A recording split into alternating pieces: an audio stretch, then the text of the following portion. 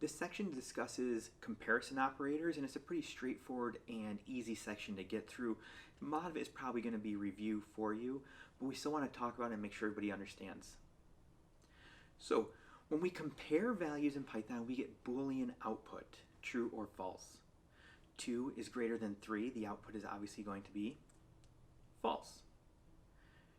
When we use a double equal sign, and this is important because this may or may not be reviewed, this particular one, but a double equal sign is how we compare two values. When we are using a single equal sign, we are creating a variable. We are assigning a value to another variable. When we have a double equal sign, we are comparing values.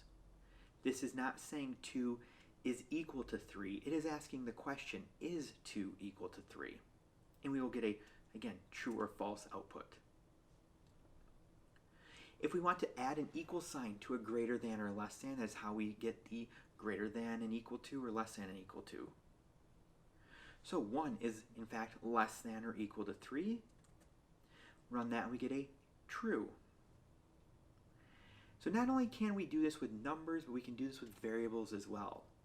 If we have a variable x, which is equal to 2, y, which is equal to 3, and we want to know, is x less than y? We can just as easily do this. Something that is unique is that you can actually apply this to strings. This will give us an answer of whether or not is Microsoft greater than Apple. And that will be alphabetical. But also what is interesting is that because Python is case sensitive, we can ask, is Apple with a capital A less than Apple with a lowercase a? And I can tell you, because it is case sensitive, these are not equal to each other. In fact, we can show this right here. If we say, are they equal? They are not. So as we continue down, let's talk about using ands, ors, nots, things of that nature. So if we want to use an and statement, we need both items, the left-hand side and the right-hand side of that and, to be true in order for something to evaluate to true. What do I mean by that? Well, true and true is evaluated to true. However, if you have a false and a true, if you have a true and a false, or if you have a false and a false, all three of those will be false.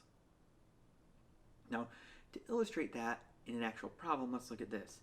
If x is equal to 12, and we say x greater than 5 and x less than 11, this will be evaluated.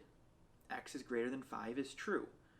So we can look up here at our key. The first part is true.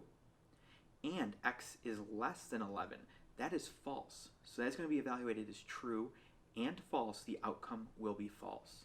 If we run that, that's in fact accurate. Now let's change this to a 15. So x is greater than 5. That is true. And x is less than 15. That is true. If we scroll up, that gives us a true and a true, which will be evaluated to true. If we run that, we will see that is in fact the case. OR works similarly, except instead of having to have both observations be true, we now only need one or the other. True or true will be evaluated to true. False or true will be evaluated to true. True or false will be true. And false or false is the only one here that's going to be evaluated to false. So what we can do is come down here. We can say y is equal to 9. We can say y is less than 7 or y is greater than 13. If we evaluate this, we can run it, and we get a false. Because y is not less than 7, so that's a false. Y is not greater than 13, that is false.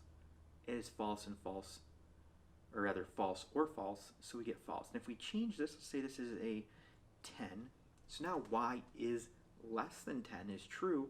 We have a true or false scenario. We run it, and we do in fact get a true. And finally, the not operator negates the Boolean. I find it confusing at times to use. I try not to use it whenever whenever I have the opportunity to not use it, I do. So just be aware of what it does, but if you don't ever use it, that's perfectly fine with me. So not true is false, not false is true. It's just going to negate. But that's a quick introduction to our comparison operators.